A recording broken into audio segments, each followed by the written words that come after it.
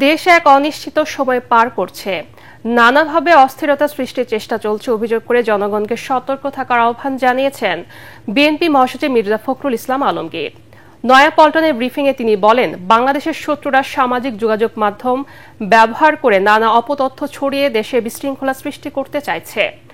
আরেক অনুষ্ঠানে বিএনপির স্থায়ী কমিটির সদস্য গয়েশ্বর চন্দ্র রায় বলেন, বিএনপি মাঠে নামলে এই সরকার টিকে থাকতে পারবে না। মইনুল হাসানের রিপোর্ট।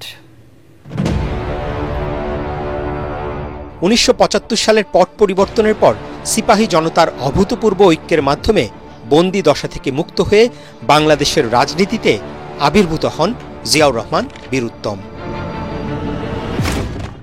তারপর থেকেই দিনটিকে ঐতিহাসিক বিপ্লব ও সংহতি দিবস হিসেবে পালন করে আসছে বিএনপি। নয়াপল্টনে মহাসচিব মির্জা ফখরুল ইসলাম আলমগীরের সভাপতিত্বে যৌথ সভায় 10 দিনের কর্মসূচির মধ্য দিয়ে এবারের 7 নভেম্বর পালনের সিদ্ধান্ত নিয়েছে বিএনপি। তারপরে ইতিহাস হচ্ছে বাংলাদেশের সাফল্যের ইতিহাস। শহীদ প্রেসিডেন্ট জিয়া রহমান এই রাজনৈতিক অঙ্গনের যখন কেন্দ্রবিন্দুতে এসে পৌঁছান এবং তিনি অতি দ্রুত বাংলাদেশের বাইরে যে চেহারা ছিল, সকলে যে বাংলাদেশকে বলতে একটা বটমলেস বাস্কেট, সেই বটমলেস বাস্কেট থেকে তিনি তাকে তুলে নিয়ে এসে সত্যিকার অর্থে একটা সম্ভাবনার একটা দেশ হিসাবে তাকে চিহ্নিত করতে সক্ষম হন। 7 নভেম্বর 2025 শুক্রবার বেলা 3টায় নয়াপল্টন বিএনপি কেন্দ্রীয় কার্যালয়ের সামনে থেকে র্যালি অনুষ্ঠিত হবে। সংবাদ সম্মেলনে মহাসচিব মির্জা ফখরুল ইসলাম আলমগীর অভিযোগ করেন, দেশি বিদেশি শক্তি বাংলাদেশে বিশৃঙ্খলা সৃষ্টির চেষ্টা করছে। আজকের যে রাজনৈতিক প্রেক্ষাপট, যখন একটা মানুষ অনিশ্চয়তার হতাশার মধ্যে চলে যাচ্ছে এবং প্রত্যেকটি মানুষ বারবার চিন্তা করছে কি হবে, কি হতে পারে।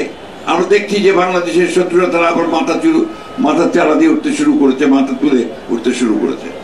আমরা দেখছি যতই সময় যাচ্ছে ততই বাংলাদেশে একটা অ্যানার্কিক সিচুয়েশন, একটা পুরোপুরি একটা নৈরাজ্য সৃষ্টি করার অপচেষ্টা চলছে। এর আগে বিএনপি পন্থী চিকিৎসকদের সংগঠন ডক্টরস অ্যাসোসিয়েশন অফ বাংলাদেশ ড্যাবের নবনির্বাচিত নেতাদের নিয়ে দলের প্রতিষ্ঠাতা সাবেক রাষ্ট্রপতি জিয়াউর রহমানের সমাধিতে শ্রদ্ধা নিবেদন করেন বিএনপির স্থায়ী কমিটির সদস্য গয়েশ্বর চন্দ্র রায়। পরে সাংবাদিকদের কাছে তিনি অভিযোগ করেন, ঐকমত্য কমিশন জাতির সাথে প্রতারণা করেছে। জাতির সাথে এই 7 জন কমিশনার যে প্রতারণা করছে, ধোঁকা দেওয়ার চেষ্টা করছে, বোকা বানানোর চেষ্টা করছে, এটা সাধারণ মানুষও বুঝছে। আমরা যেহেতু একটা সুষ্ঠু অবাধ নির্বাচন চাই, তাই হয়তো যেভাবে প্রতিবাদ করার কথা আমাদের পক্ষ থেকে, আমরা সেভাবে প্রতিবাদ করছি না। কারণ আমরা যদি প্রতিবাদ করি বা আমরা যদি মাঠে নামি, তাতে সরকার টিকে থাকবে কিনা সন্দেহ। আর সরকার যদি টিকে না থাকে তো বাংলাদেশের নির্বাচন অনিশ্চিত হবে।